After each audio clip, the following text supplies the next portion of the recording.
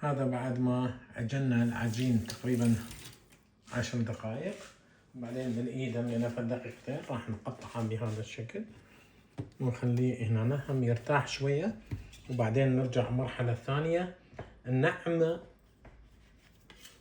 ونطلع من عنده الهواء من داخل العجينة.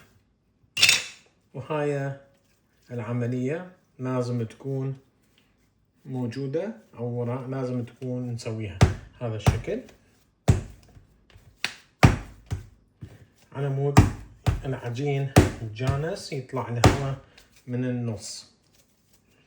نتركه يرتاح شوية وبعدين نشوف لكم المرحلة المقبلة.